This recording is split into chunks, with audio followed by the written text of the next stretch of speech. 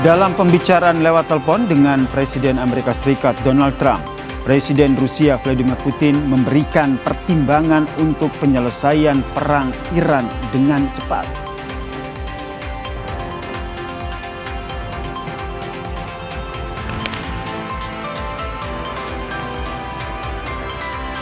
Israel kemungkinan kembali akan menyerang pemimpin tertinggi Iran, Mojtaba Khamenei, yang baru saja terpilih.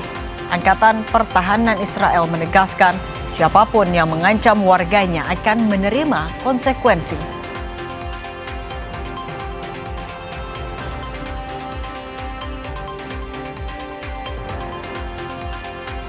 Polisi telah menangkap terduga pembunuh pensiunan karyawan JICT, Erman Usman di Bekasi.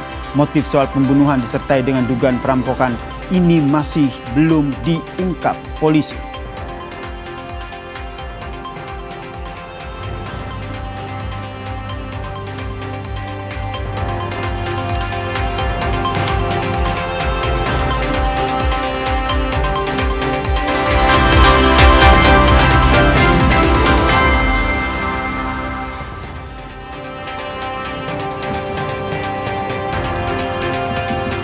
Halo, apa kabar saudara? Selamat datang di program Berita Kompas Petang. Saya Cindy Permadi. Dan saya Yasir Neneama di Kompas TV Independen Terpercaya. Kita jelang informasi pertama di Kompas Petang, saudara.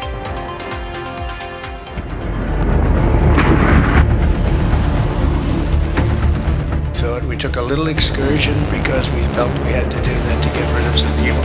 And I think you'll see it's going to be a short-term excursion.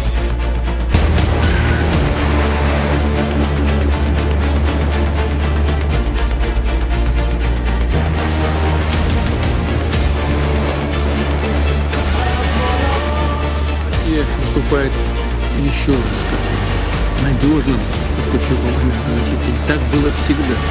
Мы, безусловно, продолжим поставлять нефть и газ в те страны, которые сами являются надежными конкурентами.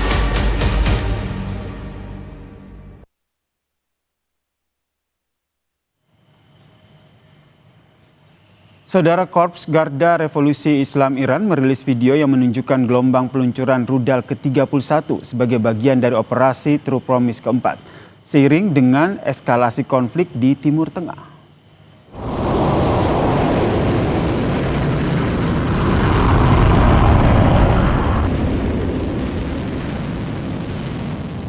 Sejak serangan pertama pada 28 Februari, saudara, yang menewaskan pemimpin tertinggi Iran, Ayatollah Ali Khamenei, Iran merespons dengan serangan rudal dan juga drone yang menargetkan Israel dan juga pangkalan militer AS di sejumlah negara di Teluk Tengah. Tidak ada informasi mengenai lokasi dan juga tanggal video tersebut pada saat laporan ini diterbitkan, saudara. Serangan terbaru Iran ini berlangsung tak lama setelah Majelis Pakar memilih Mojtaba Khamenei sebagai pemimpin tertinggi yang baru. Serangan ini, saudara, dipandang sebagai deklarasi bahwa Iran tetap bertekad untuk melawan Amerika Serikat dan juga Israel dalam konflik ini.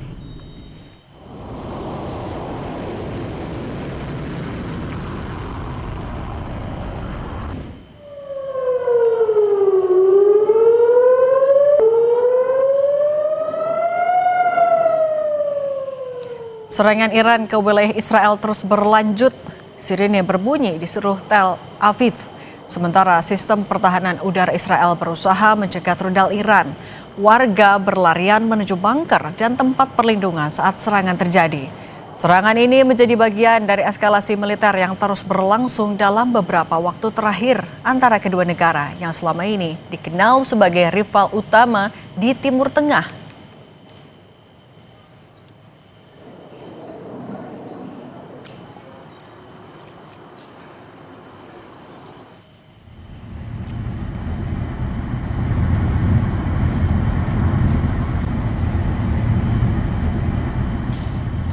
Asap hitam ini, saudara, membumbung dari kilang minyak di Bahrain setelah serangan drone Iran.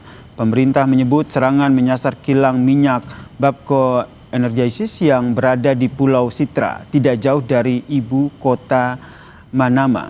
Pemerintah Bahrain menyatakan kebakaran terjadi akibat serangan drone Iran yang menargetkan fasilitas kilang minyak di Mamer dengan kerusakan material, tetapi tidak ada korban jiwa. Mamer adalah sebuah desa di Bahrain yang berdekatan dengan kilang tersebut. Perusahaan energi milik Bahrain menyatakan bahwa status keadaan luar biasa pada sebagian operasinya usai salah satu unit kilang minyak menjadi sasaran serangan di tengah meningkatnya konflik Iran dan juga Amerika Serikat dan Israel.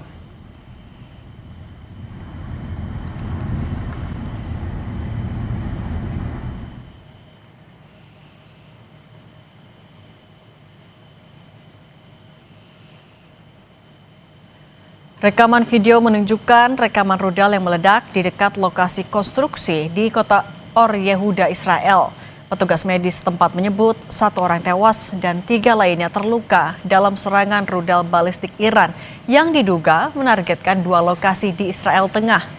Petugas medis juga melaporkan 11 orang telah tewas dalam serangan drone dan rudal Iran sejak awal konflik pada 28 Februari.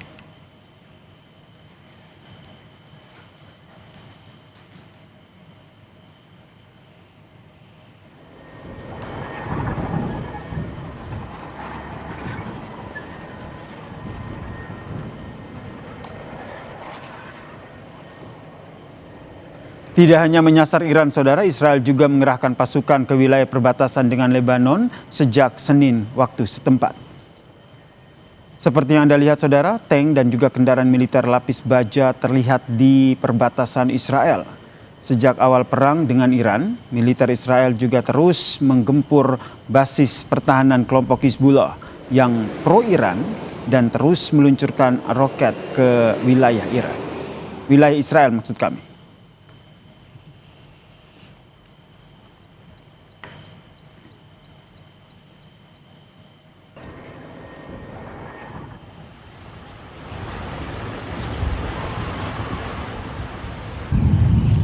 Rekaman yang diambil di Tire, kota terbesar kelima di Lebanon hari Senin, menunjukkan kepulan asap membumbung di atas area permukiman setelah serangan udara Israel. Sebelumnya, Israel mengumumkan serangan untuk melenyapkan teroris dan infrastruktur Hizbullah di Lebanon Selatan. Menurut Kementerian Kesehatan Lebanon, jumlah korban tewas akibat serangan Israel sejak 2 Maret mencapai 486 orang.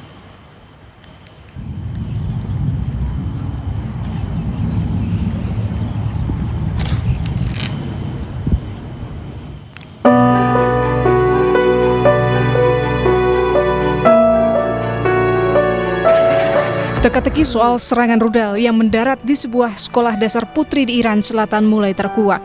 Rekaman yang dirilis oleh kantor berita Mehr dan telah diverifikasi keasliannya memperlihatkan momen sebuah rudal menghantam pangkalan Korps Garda Revolusi Iran yang berdampingan dengan sekolah dasar Sejareh Tayyibeh di kota Minab. Analis militer dari International Institute for Strategic Studies di London menemukan rudal yang terlihat dalam video kemungkinan besar adalah varian dari rudal Tomahawk yang digunakan Amerika Serikat. Namun Presiden Amerika Serikat Donald Trump justru menuduh Iran menyalahkan atas serangan terhadap sekolah itu yang menewaskan 165 orang yang didominasi anak-anak. Did the United States bomb a girls' elementary school in southern Iran on the first day of the war, kill 170? No, in my opinion, based on what I've seen, that was done by Iran. Juru bicara Kementerian Luar Negeri Iran, Ismail Baghai, mengutuk serangan Amerika Serikat dan Israel terhadap fasilitas medis dan infrastruktur sipil Iran, termasuk sekolah. Ia mengatakan terlepas dari alasan yang digunakan oleh Amerika dan Israel, target mereka adalah rakyat Iran dan mereka bertujuan untuk menghancurkan Iran. شرم‌آور این که حتی در رابطه با مثلا حمله به مدرسه میناب در ابتدا گفتن بررسی می‌کنیم و بعد دیروز اعلام می‌کنن که این کار ایران بوده. تهوع‌آور است واقعا این همه وقاحت، این همه بی‌مسئولیتی و این همه جنایت و یک طرف ایرانی که با تمام توان برای حراست از عزت و کرامت انسانی و برای حفاظت از مردمانش در برابر پلیدترین موجودات داره مقاومت.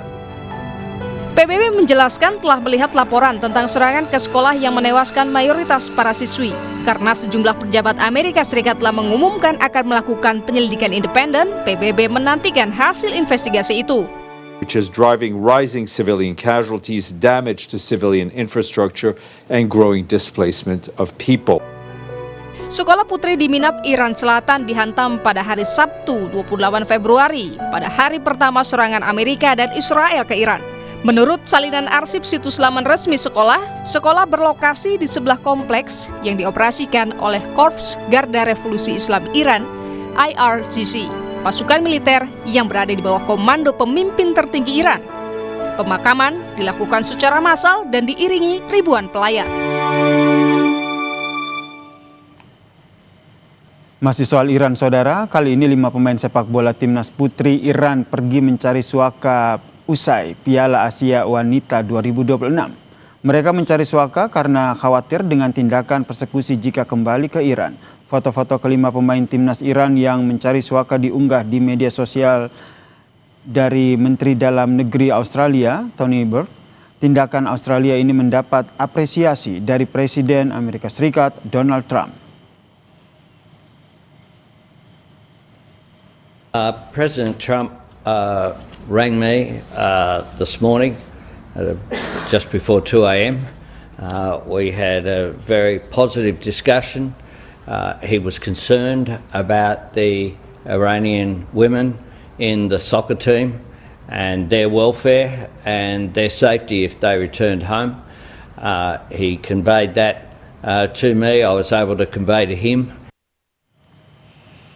Putra kedua mendiang Ayatollah Ali Khamenei, Mujtaba Khamenei, terpilih menjadi pemimpin tertinggi Iran yang baru.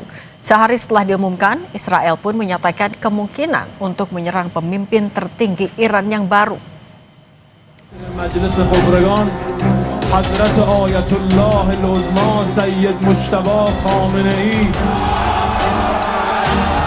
رهبر عزیز ما ولی فقیه ما الله اکبر.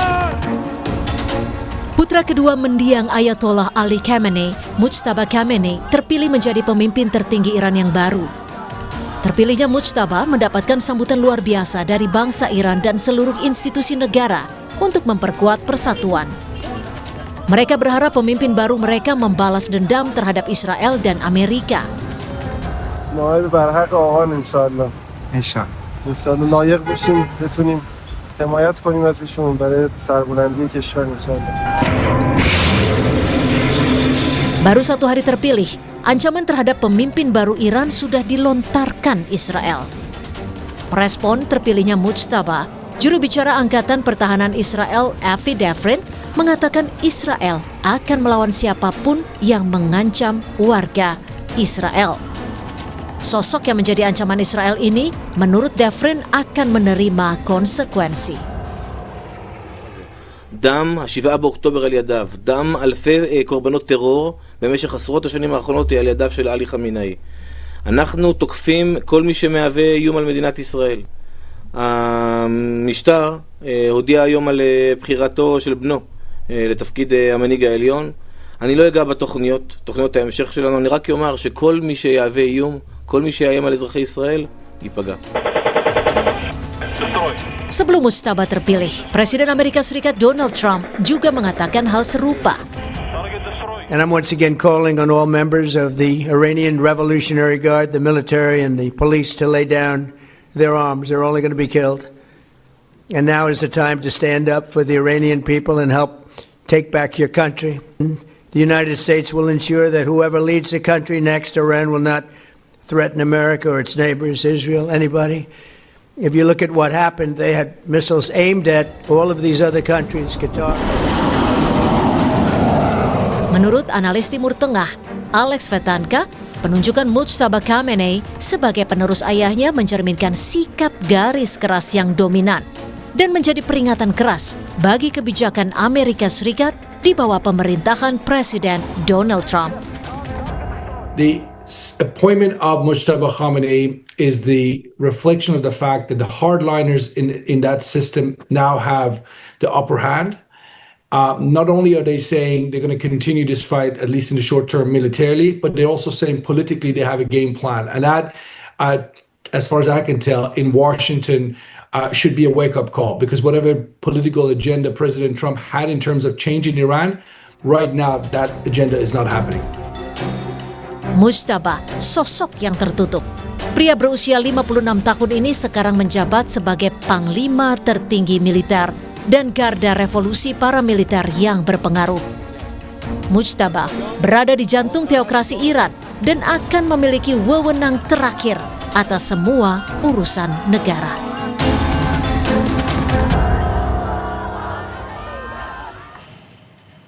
Tetap bersama kami, usai jeda kami hadirkan informasi polisi menangkap terduga pembunuh pensiunan karyawan JICT Erman Usman di Bekasi. Namun motif pembunuhan belum diungkap polisi.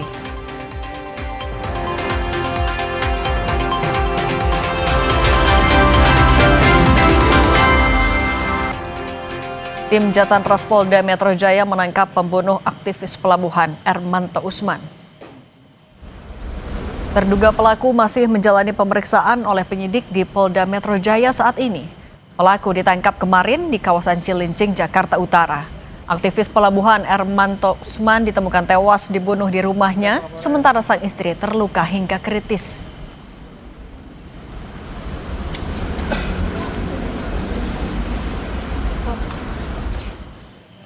Ini adalah foto terduga pelaku pembunuhan aktivis pelabuhan Ermanto Usman. Polisi masih menyelidiki motif terduga pelaku melukai korban Ermanto Usman hingga terluka dan sang istri hingga kritis.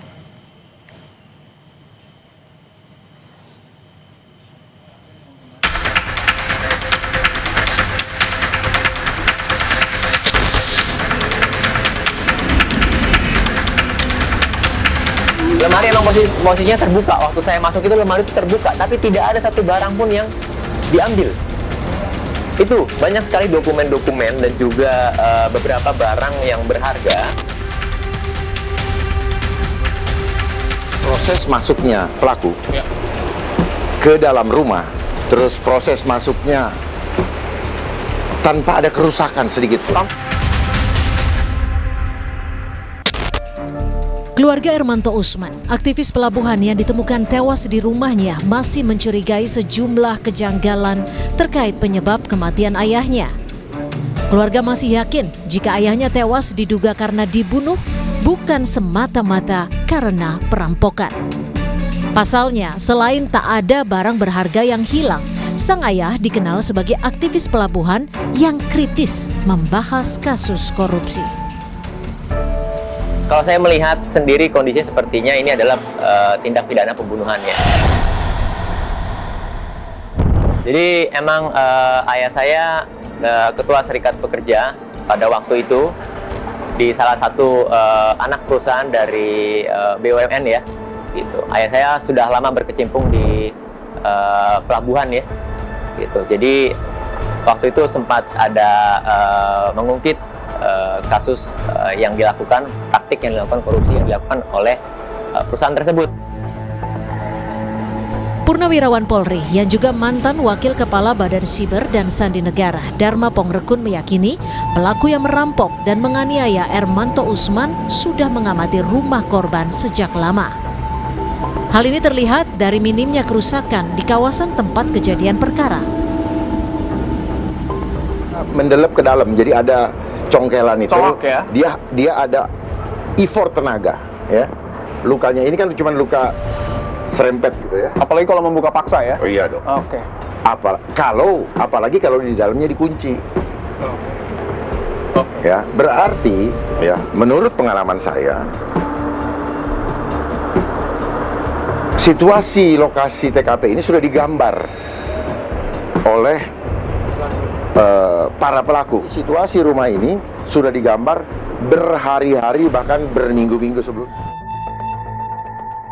Hasil penelusuran tim Dipo Investigasi, rumah Ermanto Usman dekat dengan lahan kosong yang memudahkan pelaku untuk melarikan diri.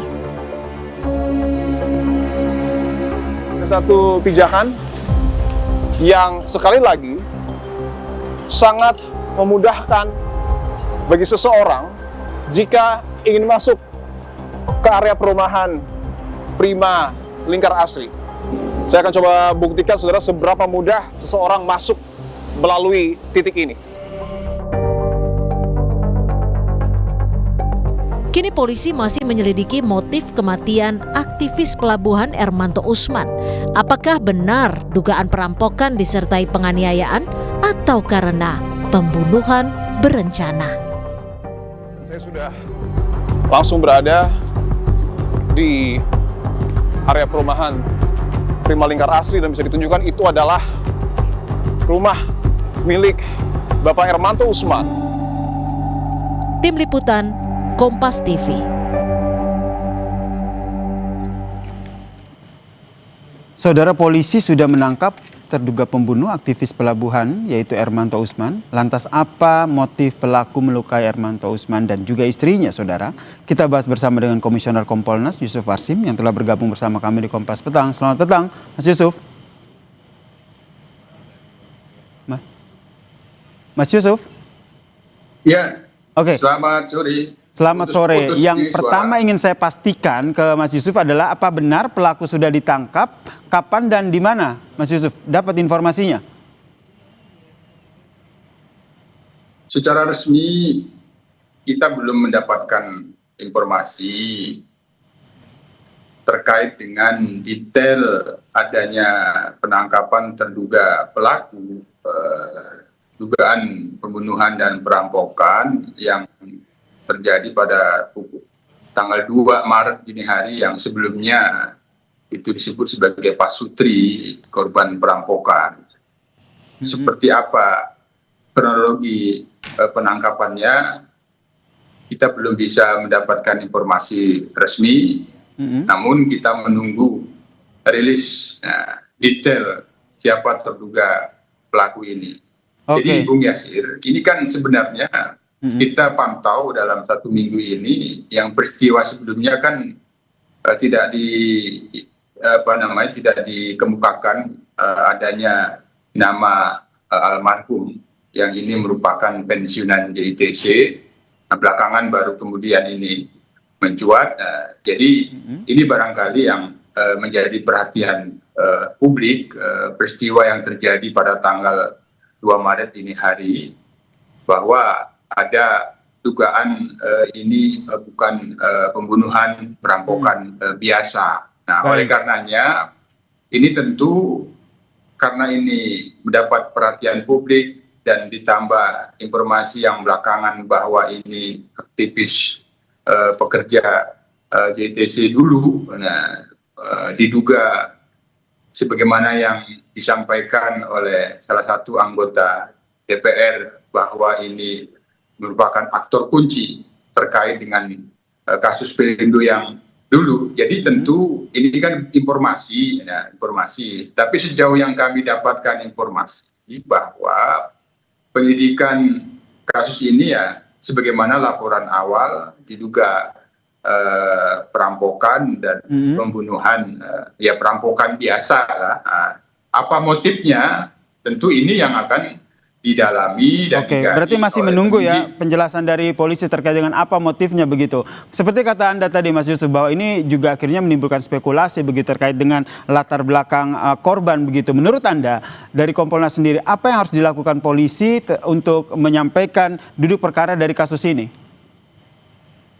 Yang paling utama apa yang ada dalam fakta-fakta di TKP itu yang tentu sudah dikantongi, sudah dikumpulkan oleh penyidik hingga kemudian hari ini kita mendapatkan informasi resmi sudah melakukan penangkapan terhadap terduga pelaku. Nah, itu kan berdasarkan fakta-fakta dan bukti-bukti yang sudah dikumpulkan hingga mengarah kepada seseorang yang dicurigai, yang diduga sebagai patut terduga pelaku, kan itu. Nah, untuk selanjutnya pengembangannya ada pada motif. Apakah ini benar hanya perampokan biasa? Tentu fakta-faktanya kan harus didukung. Ada sempat mengambil barang-barang yang ada di dalam rumah milik korban. Misalkan seperti itu. Itu yang motif seperti apa? Apakah ada hubungan dengan identitas si korban dan aktivitasnya selama ini? Tentu kita tidak bisa menduga-duga. Sekali lagi Bung Yasir, semuanya itu kita dorong penyidik mengumpulkan fakta-fakta dan bukti-bukti.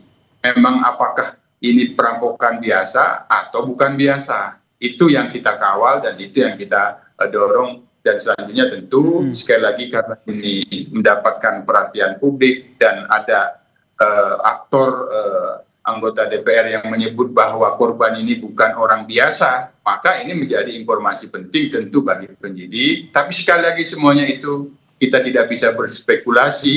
Semua berdasarkan fakta-fakta dan bukti-bukti. Apabila dirasa ada kejanggalan-kejanggalan sebagaimana yang dimaksud oleh anak korban, tentu itu menjadi informasi bagi penyidik. Dan ini akhirnya menjadi tanggung jawab dari polisi juga untuk menyampaikan ke publik ya, sebenarnya spekulasi yang muncul di publik ini apakah betul demikian atau seperti apa ya. Dari Kompolnas sendiri sejauh ini informasi yang dikumpulkan seperti apa? Karena kan sudah dilakukan olah tempat kejadian perkara, kemudian ada istri korban yang sedang kritis mungkin sudah diminta informasi, sudah dapat informasi apa?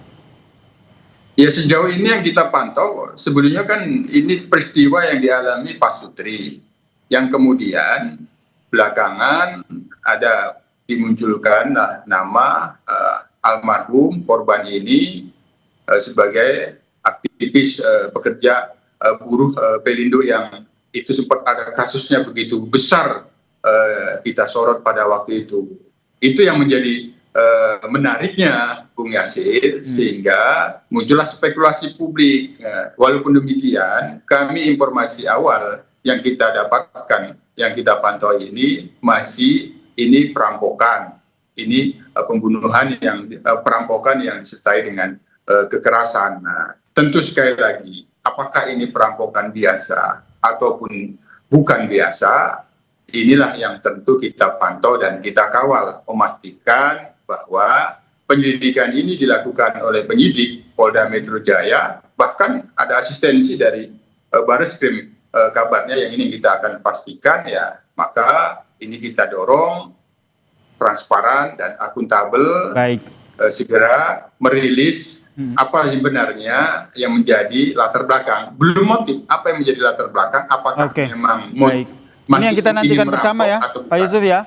Seperti apa hasil dari penangkapan ini, terutama dari keterangan dari pihak polisian, latar belakang dan juga motif dari pelaku melakukan pembunuhan ini. Terima kasih Komisioner Kompolnas Yusuf Warsim telah berbagi informasi bersama kami di Kompas Petang. Terima kasih. Kompas Petang akan kembali di informasi merespons kondisi perekonomian dan energi yang terdampak perang. Sejumlah negara tetangga mengeluarkan kebijakan untuk menghemat BBM, termasuk memberlakukan 4 hari kerja dalam sepekan.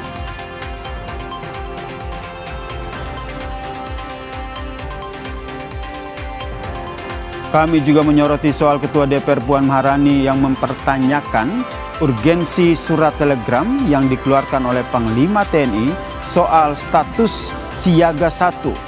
Puan minta Komisi 1 DPR memanggil Panglima TNI.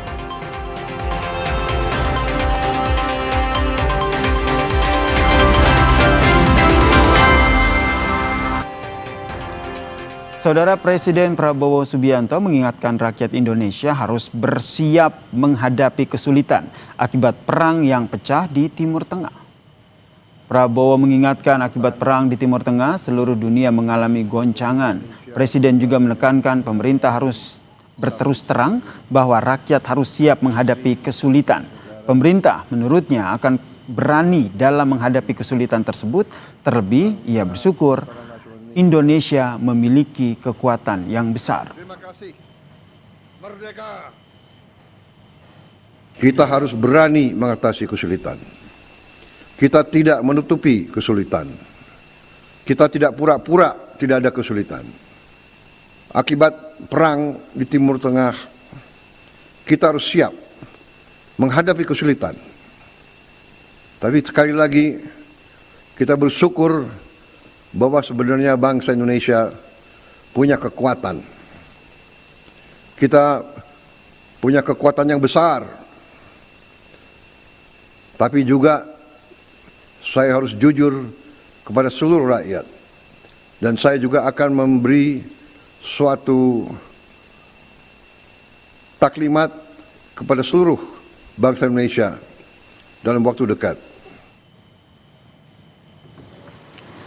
Merespons kondisi perekonomian dan energi yang terdampak perang, Saudara, Perdana Menteri Pakistan Shehbaz Sharif menghentikan kegiatan sekolah selama 2 pekan dan memberlakukan 4 hari kerja dalam sepekan kecuali perbankan. Pemerintah Pakistan juga memangkas konsumsi bahan bakar di seluruh departemen pemerintahan, termasuk memotong 50% tunjangan BBM selama 2 bulan, kecuali untuk bus dan juga ambulans. Pengeluaran departemen akan dipotong sebesar 20% dan sebagian besar perjalanan luar negeri oleh menteri dan juga pejabat juga dibatasi.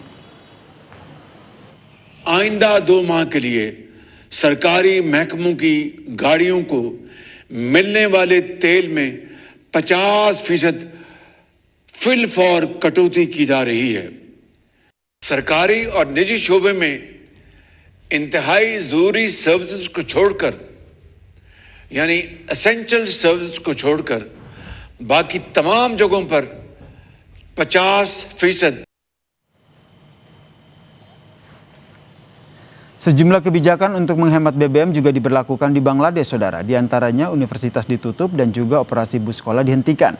Hal ini dilakukan pemerintah Bangladesh untuk mengurangi dampak ekonomi dan konsumen dari krisis akibat perang di Timur Tengah. Pasar Asia yang bergantung 60% maksud kami, kebutuhan minyak mereka pada Timur Tengah juga mengalami penurunan ekuitas.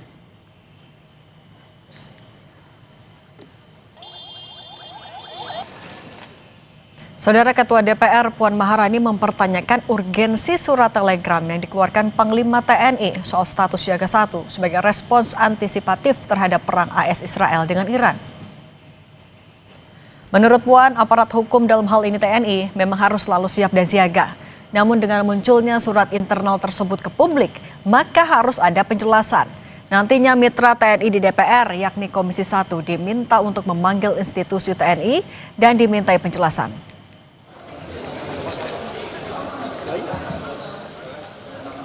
Ya, apa yang mau ditanya? Puan izin. Terima kasih. Terkait dengan siaga 1, kami akan meminta komisi terkait untuk menanyakan kepada TNI terkait hal tersebut, dan sebaiknya memang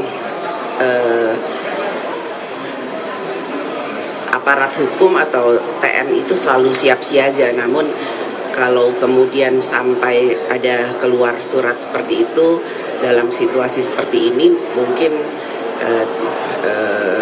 apakah itu diperlukan atau tidak, lebih baik TNI memberikan penjelasan yang konkret atau jelas, nanti akan ditanyakan melalui komisi terkait.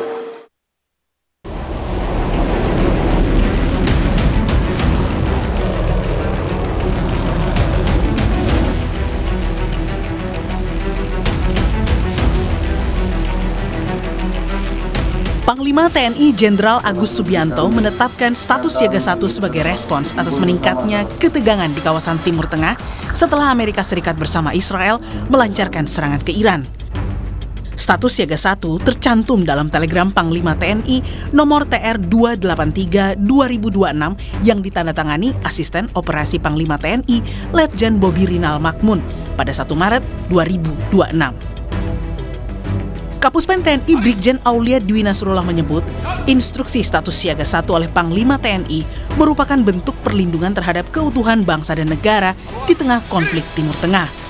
Ia pastikan TNI siap mengantisipasi eskalasi di tingkat nasional hingga internasional. Melalui pesan singkat kepada Kompas TV, Kapuspen bilang, perlindungan bagi bangsa dan negara merupakan tugas pokok TNI yang diamanatkan dalam undang-undang. Sehingga TNI harus memiliki kesiapsiagaan operasional yang tinggi, salah satunya dengan melaksanakan apel pengecekan kesiapan secara rutin. Di sisi lain, anggota Komisi 1 DPR TB Hasanuddin menilai status siaga 1 yang dikeluarkan Panglima TNI belum relevan. Lewat pesan audio yang diterima Kompas TV, TB Hasanuddin menilai pengamanan objek vital memang diperlukan. Namun, kesiagaan tingkat 1 oleh TNI belum relevan karena belum ada potensi serangan di darat. Objek vital pertahanan itu memang perlu dilindungi oleh TNI. Ya, sekarang perlindungannya model apa? Kalau menurut prediksi saya serangan darat itu belum mungkin lah ya.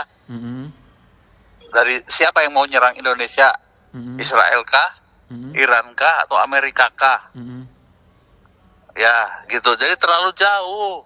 Kalau acuannya memang mau menghadapi terjadinya perang di Teluk itu di Timur Tengah, terlalu jauh lah. Too early.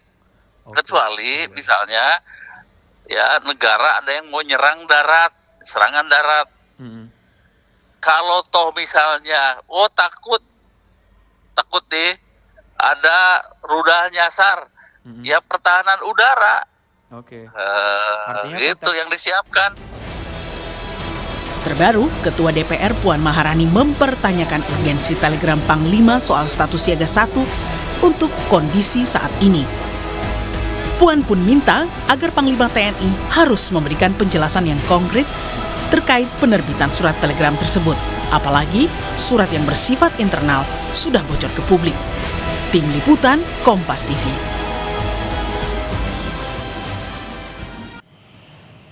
Saudara, dalam pembicaraan telepon dengan Presiden Amerika Serikat Donald Trump, Presiden Rusia Vladimir Putin memberikan pertimbangan untuk penyelesaian perang Iran dengan cepat.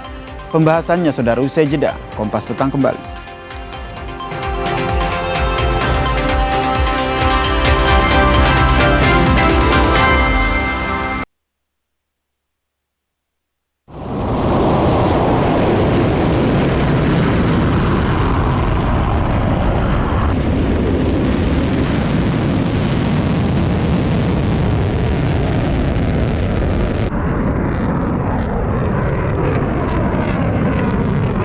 Korps Garda Revolusi Islam Iran merilis video yang menunjukkan gelombang peluncuran rudal ke-31 sebagai bagian dari operasi True Promise keempat seiring dengan eskalasi konflik di Timur Tengah. Sejak serangan pertama pada 28 Februari yang menewaskan pemimpin tertinggi Iran, Ayatollah Ali Khamenei, Iran merespons dengan serangan rudal dan drone yang menargetkan Israel dan pangkalan militer AS di sejumlah negara di Teluk Persia. Tidak ada informasi mengenai lokasi dan tanggal video tersebut pada saat laporan ini diterbitkan. Serangan terbaru Iran berlangsung tak lama setelah Majelis Pakar memilih Mojtaba Khamenei sebagai pemimpin tertinggi yang baru. Serangan ini dipandang sebagai deklarasi bahwa Iran tetap bertekad untuk melawan Amerika Serikat dan Israel dalam konflik ini.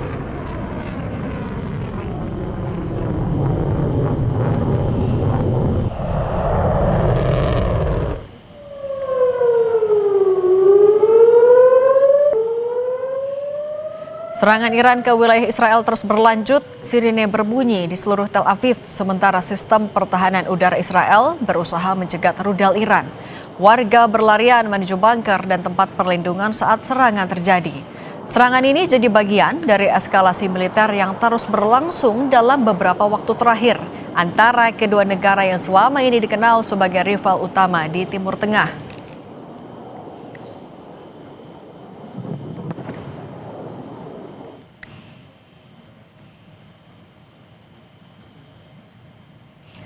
Rekaman video menunjukkan rekaman rudal yang meledak di dekat lokasi konstruksi di kota Or Yehuda, Israel. Petugas medis tempat menyebut 1 orang tewas dan 3 lainnya terluka dalam serangan rudal balistik Iran yang diduga menargetkan 2 lokasi di Israel Tengah. Petugas medis juga melaporkan 11 orang telah tewas dalam serangan drone dan rudal Iran sejak awal konflik pada 28 Februari.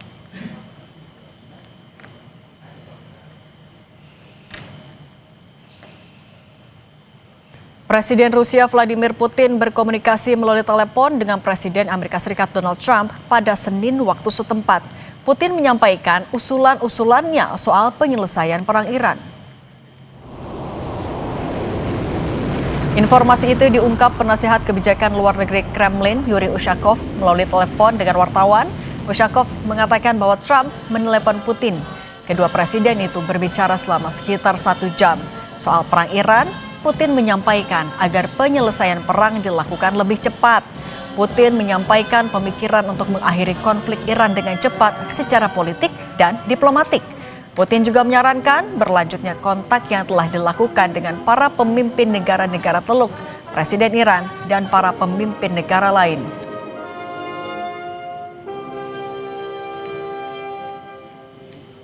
Президент России высказал ряд соображений, направленных на скорейшее политико-дипломатическое урегулирование иранского конфликта, в том числе с учетом проведенных контактов с лидерами стран Персидского залива, с президентом Ирана Пезешкианом, руководителями ряда других стран. В свою очередь, президент США дал свою оценку развития ситуации в контексте ведущейся американо-израильской операции. Dalam konferensi pers di Doral, Florida, Presiden Amerika Serikat Donald Trump menggambarkan percakapan di telepon dengan Presiden Rusia Vladimir Putin sebagai percakapan yang sangat baik. Trump mengatakan Putin ingin penyelesaian di Timur Tengah. Namun Trump menjawab Putin bisa lebih membantu dengan mengakhiri perang Ukraina-Rusia. Yes, I had a very good call with President Putin. We were talking about Ukraine, which is just a never-ending fight. We obviously talked then about the Middle East, and he wants to be helpful. I said, you could be more helpful by getting the Ukraine-Russia war over with. That would be more helpful. But we had a very good talk, and he wants to be very constructive. 1 jam pembicaraan telepon antara Presiden Putin dan Presiden Donald Trump intens membahas penyelesaian perang Iran. Putin ingatkan Trump agar perang Iran segera diselesaikan. Kita bahas bersama mantan Duta Besar Indonesia untuk Rusia, Profesor Hamid Awaludin, dan pakar geopolitik dan keamanan nasional Wibawanto Nugroho Widodo PhD. Selamat petang semuanya. Selamat petang. Selamat petang, Prof. Oke. Putin memberikan usulan pertimbangan yang tujuannya adalah agar konflik Iran bisa diselesaikan secara politik dan diplomatik dengan cepat. Prof. Hamid, menurut Anda ini sebenarnya adalah sebuah tawaran atau jangan-jangan warning dari Putin? Saya kira ini tawaran ya. Saya selalu melihat aspek positif. Kenapa? Ini kan Amerika mencapai titik di mana tidak mendengar orang lain. Karena dia yakin dia bisa bumi hanguskan Iran. Nah, dengan adanya tawaran Putin, ego itu bisa turun bahwa mereka ingin damai sebenarnya. Dia tidak mau mengambil inisiatif menyatakan kita damai atau kita keluar dari Iran. Trump mencapai puncak egonya. Nah, dengan adanya tawaran Putin ini, kita bisa mengharap bahwa penurunan ego itu terjadi. Karena bagaimanapun cara berpikir Trump, Putin itu adalah aliansi Iran. Maka ketika Putin mengatakan begitu, dia bisa persepsikan bahwa Iran ini bersedia bernegosiasi. Tapi dengan kalau kita melihat karakter dari Trump juga, Prof. Hamid, Putin meyakini atau Rusia meyakini pertimbangan ini akan didengarkan oleh Trump. Ya, tentu ada hitungan-hitungan itu. Yang pertanyaan buat saya, tentu Anda ingin bertanya, apa kepentingannya Rusia tiba-tiba mau mendamaikan ini atau minta perdamaian? Secara ekonomis, dengan perang Iran ini sekarang, Putin itu atau Rusia itu diuntungkan karena harga minyak naik kan?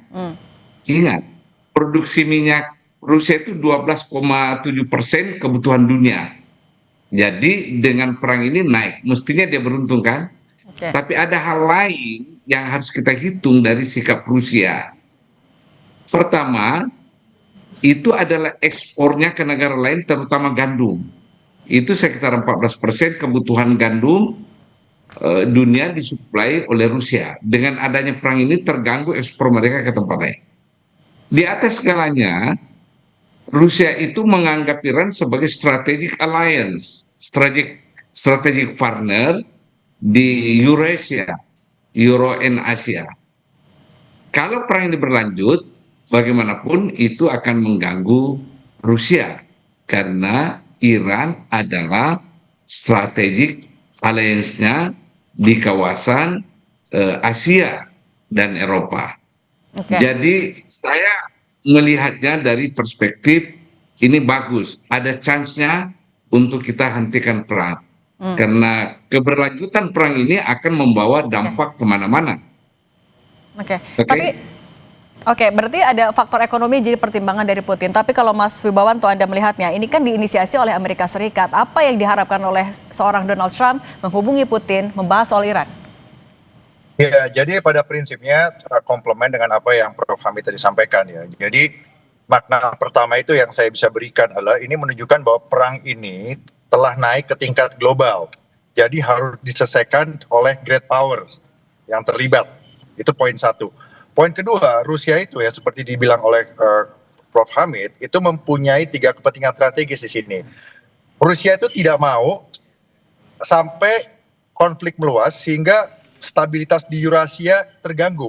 Contohnya ya, jika ini meluas ke Teluk Persia, akan mengganggu jalur energi global, ya bisa bukan hanya menang untuk Rusianya, tapi bisa loss-loss semuanya nantinya, karena bisa menarik keterlibatan NATO. Itu poin satu. Poin kedua, itu seperti tadi Prof. Hamid sampaikan, Iran itu adalah strategic alliance Rusia. Jadi sebelum ada pembicaraan telepon ini, sudah ada intelligence yang berkomunikasi di balik layar. Nah, di sini Rusia adalah strategic partner yang mempunyai kerjasama di 3 pilar. Yang pertama adalah teknologi militer, keamanan, dan juga energi. Nah, jadi Rusia itu tidak mau konflik ini akan berdampak negatif juga ke Iran. Nah, sehingga diplomatic discussion nanti itu akhirnya akan membawa agenda-agenda yang favor kepada Iran karena dimediasikan oleh Rusia. Yang terakhir ini memperkuat posisi Rusia sebenarnya sebagai global mediator, di mana akhirnya Amerika bersedia untuk melakukan negosiasi melibatkan great power lainnya. Nah, Amerika Serikat Mas Wibawanto, tapi Mas Wibawanto, ketika Trump juga menyindir, justru di telepon itu juga menyindir soal perang Ukraina dan Rusia. Nah, seberapa jauh Trump akan mempertimbangkan usulan dari Putin soal Iran? Ya, pada prinsipnya yang pertama itu ada tujuan politik Presiden Trump sejak awal yang tadi disampaikan oleh Prof. Hamid, jelas mengganti rezim dalam waktu cepat. Ternyata itu tidak tercapai di hari ke-7, itu poinnya. Nah, sehingga mereka itu harus menghitung ulang bagaimana mencapai sasaran politik tersebut tanpa incurring more cost dan mengakibatkan victory bagi Amerika. Nah, kalau dimasukin di situ agenda mengenai Ukraina, itu nggak apa-apa, itu bagian dari negosiasi. Tetapi yang diutamakan adalah apa yang Amerika mau dari masalah Iran ini dan tidak losing face gitu ya. Dan akhirnya bisa terbentuklah suatu kondisi yang win-win buat Amerika, buat Israel, buat rakyat Iran, buat tim yang ada saat ini, dan juga buat great powers lainnya. Dan termasuk juga untuk negara-negara teluk lainnya yang pasti tidak baik juga efeknya jika mereka terlibat terlalu jauh gitu. Apalagi dengan resiko NATO bisa terlibat. Ini skenarionya bisa menjadi deeskalasi 40% katakan begitu ya, atau menjadi perang regional yang menyebar sampai 40-50%, atau menjadi perang dunia 10-20% kemudian gitu kalau berkembang. Jadi Amerika dan Rusia mempunyai kepentingan jangan sampai menjadi tidak terkontrol gitu, Prof. Oke, jangan sampai tidak terkontrol, makanya butuh negara-negara adidaya untuk turun tangan. Nah, kalau Prof. Hamid, menurut Anda sebenarnya apa yang akan bisa dilakukan oleh Putin ketika permintaannya tidak dilakukan oleh Trump? Tapi jangan jawab dulu, kita sambung lagi sesaat lagi usai jeda, tetap bersama kami di Kompas Petang.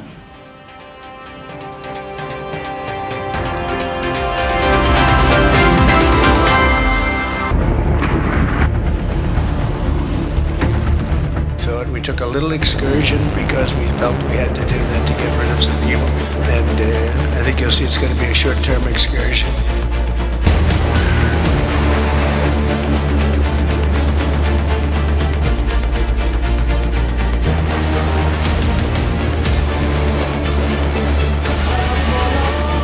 Россия выступает еще раз как надежным поставщиком энергоносителей. Так было всегда.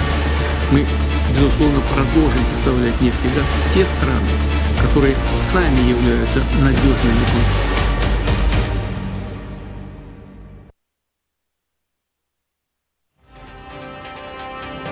Australia akan mengerahkan pesawat pengintai militer ke Timur Tengah dan mengirimkan rudal ke Uni Emirat Arab, tapi tidak akan menempatkan pasukan darat di Iran. Perdana Menteri Australia Anthony Albanese menyebut dukungan militer Australia akan membantu negara-negara Teluk mempertahankan diri dari serangan Iran. Albanese mengatakan Australia akan mengerahkan salah satu pesawat sistem peringatan dini dan kendali udara buatan Boeing untuk melindungi wilayah udara di atas negara-negara Teluk. Sementara pengiriman rudal udara jarak menengah diberikan ke Uni Emirat Arab dilakukan setelah pembicaraan telepon dengan Presiden Mohammed bin Zayed Al Nahyan. This growing wave of dangerous and destabilising attacks from Iran puts civilian lives at risk, of course including Australian lives, of which there are more than 20,000 people based in the UAE. In responding to requests following a conversation that I had with the President, Mohammed bin Zayed, and other requests, Australia will deploy an E-7A Wedgetail to the Gulf to help protect and defend Australians and other civilians. Kita lanjutkan juga dialog bersama dengan Prof. Hamid Awaludin dan Mas Wibawanto Nugroho. Prof. Hamid, kalau misalnya memang yang disampaikan oleh Putin masih sebatas tawaran, tapi jelas Rusia punya kepentingan. Kalau diabaikan oleh Trump, apa yang akan dilakukan oleh Rusia? Pertama, ya, itu Rusia juga akan mengatakan, jangan Anda mendesak saya menghentikan perang dengan Ukraina kalau begitu. Sebenarnya, apa yang ditawarkan oleh Rusia ini win-win solution terhadap dua hal. Hal yang terjadi di Iran dan hal terjadi di Ukraina. Mestinya cara berpikirnya Trump adalah sekali merengku dayung 20-30 lampaui. Mestinya ya. Yang kedua, mestinya Amerika rasional dalam kalkulasi dalam perang ini. Kalau perang ini berlanjut, maka yang menderita pertama itu selain Amerika adalah aliansinya di Timur Tengah yang secara de facto sudah diserang oleh Iran karena pangkalan-pangkalan militer. Sehingga aliansi atau teman Amerika di negara Timur Tengah itu sudah berpersepsi bahwa sebenarnya Amerika gagal melindungi kita karena buktinya kita diserang. Nah, kalkulasi yang rasional ini mestinya menjadi dasar Trump untuk bernegosiasi seperti skenario yang dibuat Rusia. Otherwise, perang ini akan melahirkan konfrontasi zero-sum game. Dan ini sudah bereskalasi. Buktinya Australia. Apa urusannya Australia terlampau jauh kan? Tetapi ini adalah pertanda kalau tidak segera dihentikan, maka perang ini tidak bisa terhindarkan dari eskalasi. Oke, kalau tidak terhindarkan, saya juga minta tanggapan dulu dari Mas Wibawanto. Kalau tidak terhindarkan, apakah menurut Anda, Mas Wibawanto, mungkinkah Rusia menurunkan pasukannya kalau melihat karakter dari Rusia dan juga Putin? Oke, ada yang namanya teori Thucydides traps atau tragedy of great power politics. Bahwa great powers itu pada suatu poin mereka akan berbenturan secara fisik. Jadi kesempatan untuk menyelesaikan secara damai pendekatan diplomatik politis saat ini adalah pertemuan pertama untuk menghentikan proses eskalasi yang menjadi tidak terkontrol. Itu poin satu. Poin kedua, masing-masing pihak, khususnya Presiden Trump sekarang, itu harus kembali kepada perhitungan ulang dalam strategi kalkulus pelaksanaan perang di Timur Tengah saat ini. Seperti yang disampaikan Prof. Hamid tadi. Apa untung ruginya dengan kemungkinan-kemungkinan yang pertama adalah 40% menjadi eskalasi kalau ini berhasil negosiasinya, atau kalau tidak berhasil 40-50% menjadi perang di Timur Tengah yang berkelanjutan, bahkan melibatkan daerah-daerah seperti Irak, seperti Syria, seperti Lebanon, di mana banyak sel-selnya Iran di situ, atau yang ketiga akan memuncak menjadi perang dunia gitu. Nah, menjadi tidak terkontrol. Misalnya Rusia sudah masuk, nanti sebentar lagi NATO masuk. Memang dibilangnya hanya untuk melindungi negara-negara Teluk di situ, untuk menyediakan early warning system, tapi sebenarnya ada keterlibatan lain yang tidak terlihat secara publik. Jadi ini harus dipahami betul oleh pemimpin Amerika, Israel dan juga Iran, dalam hal ini juga oleh Putin. Tapi Mas Wibawanto, sebenarnya masih memungkinkan nggak negara-negara besar itu, termasuk ya negara-negara yang terlibat, masih mengakhiri ini dengan duduk di meja bersama lewat meja perundingan diplomatik? Nah, justru poinnya tuh sekarang. Jadi kalau dalam perang itu, Mbak, ya kalau kita tidak bisa menyelesaikan 7 hari ya, bukan berarti itu bisa selesai di hari ke-8 atau 9 gitu. Karena efek hitungannya itu konsekuensial. Jika kita tidak bisa menyelesaikan di hari ke-7, mungkin harus hari ke-70. Kalau di hari ke-70 kita nggak bisa menyelesaikan, mungkin ke hari 700. Seperti itu ya, Prof ya. Karena efeknya itu kalau salah melangkah, itu sangat strategik gitu loh. Nah, sekarang tuh penting, makanya kesempatan untuk berdiskusi ini, untuk bernegosiasi ini yang sudah diinisiasi oleh badan-badan intelijen baik Amerika dan Israel dan juga Iran dan juga Rusia, itu harus dimanfaatkan betul oleh image pertama dalam international politics, yaitu presiden itu sendiri memimpin. Domestik politik di Amerika saya yakin mendukung perdamaian, karena kalau sampai perang berlanjut di mid-election Amerika, November 2026, udah pasti Presiden Trump itu pasti Kongres diambil alih oleh Demokrat, dan kemungkinan besar Presiden Trump juga selesai. Impeach gitu. Oke, tapi kan ini kalau kita baca juga sikap dari masing-masing. Garda Revolusi Iran bilang kami yang akan menghentikan ini, kami yang tahu kapan ini berakhir. Amerika Serikat juga kekeh mereka hanya bisa menghentikan. Prof Hamid, dengan sikap yang sama-sama keras ini, dan kemudian ada Putin memberikan masukan, siapa yang harusnya mengalah, menarik diri dulu? Jadi gini, semua pihak yang terlibat perang memiliki harga diri untuk berhenti, itu dulu. Apalagi kalau masing-masing pihak punya kemampuan berperang, termasuk Iran. Jangan salah ya, Iran itu memiliki kemampuan perang, selain teknologinya, juga semangat tempur para prajuritnya. Bahkan lebih tinggi semangat tempur perang prajurit Iran daripada prajurit Amerika. Karena Amerika hanya mengandalkan teknologi persenjataan. Ya. Sekarang pada pihak ketiga yang bernama Rusia mau ikut, mestinya kedua-duanya itu saving face, ya, lowering their ego, karena mereka mestinya berpikir rasional, ini kesempatan. Dua-duanya sebenarnya sadar bahwa perang ini merugikan, ya, dua-duanya sadar. Tapi kan ada ego, ada rasa nasionalisme, ada rasa feeling of being treated unjustly, diperlakukan secara tidak adil dan sebagainya. Nah, saya melihat ikhtiar Trump ini adalah mediasi atau jalan tengah untuk menurunkan ego kedua pihak. Yang kedua, saving face. Yang penting ini saving face ini, bahwa kami tidak mengalah, kami tidak menyerah, kami tidak menyerahkan diri dan sebagainya. Itu yang penting kedua pihak. Nah, peranan Trump sangat krusial di sini untuk menurunkan ego dan menyelamatkan muka masing-masing pihak. Oke, menahan diri dua-duanya harus bisa. Bagaimana bisa mengakhiri ini di meja diskusi? Terima kasih Prof Hamid Awaludin, mantan Dubes RI untuk Rusia, dan Mas Wibawanto Nugroho, pakar geopolitik dan keamanan nasional. Terima kasih sudah berbagi bersama kami di Kompas Petang. Sehat selalu semuanya. Terima kasih. Kami akan kembali dengan informasi 32 warga negara Indonesia yang dievakuasi dari Iran diperkirakan tiba di tanah air sore ini melalui penerbangan dari Baku, Azerbaijan.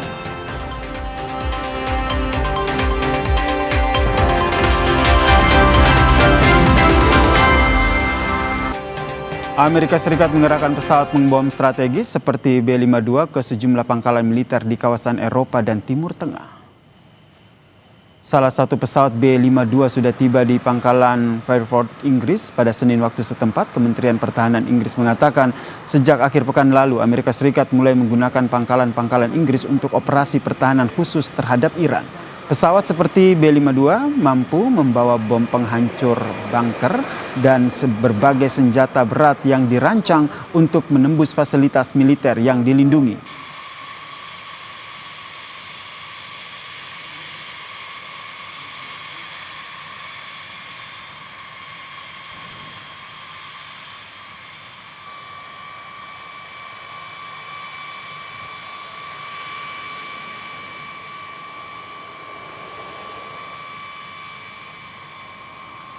Tiga 32 warga negara Indonesia yang dievakuasi dari Iran diperkirakan tiba di tanah air sore ini melalui penerbangan dari Baku, Azerbaijan. Warga Indonesia di Azerbaijan yang ikut membantu proses evakuasi, Zulfan Lindan mengatakan semua proses pengurusan kepulangan dibantu pihak KBRI di Baku, Azerbaijan.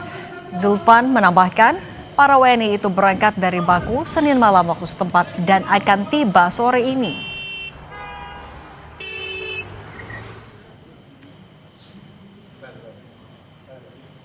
oleh Duta Besar di Baku, yaitu Pak Berlian. Ya, Pak Berlian Duta Besar kita menyambut kita, mengurus kita dari awal sampai akhir di Baku, ya, mengurus visa segala macam, tiket pesawat pulang.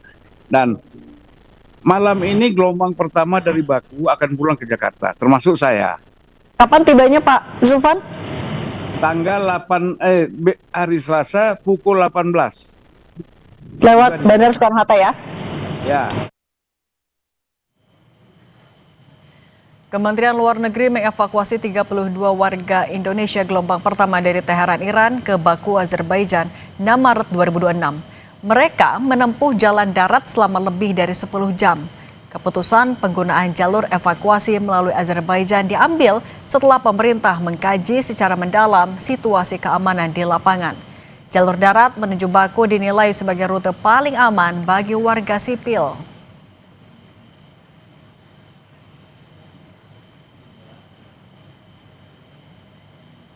Selanjutnya, proses pemulangan ke Indonesia dari Baku menggunakan pesawat terbang. Mereka berangkat pada 9 Maret sekitar pukul 10 malam waktu setempat.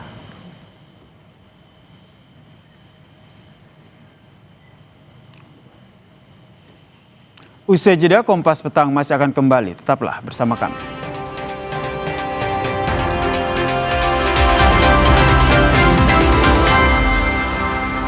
Saudara, di tengah konflik antara Amerika Serikat dan Israel melawan Iran, militer AS kembali merilis video peluncuran rudal.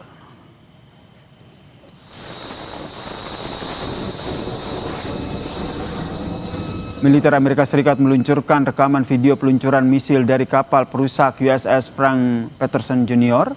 saat sedang berlayar di Laut Arab. Sebelumnya, Saudara, Presiden Amerika Serikat Donald Trump mengancam akan meningkatkan perang dengan Iran jika negara tersebut memblokir pengiriman minyak dari Timur Tengah.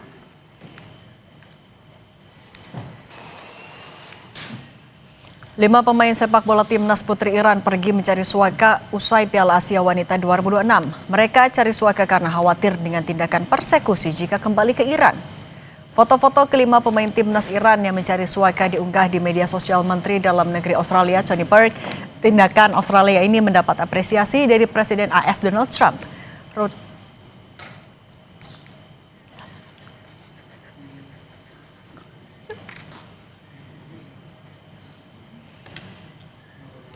Terima kasih Anda telah menyaksikan Kompas Petang di Kompas TV Independen Terpercaya. Saya Yasir Neneama. Saya Cindy Permadi. Terima kasih. Sampai jumpa.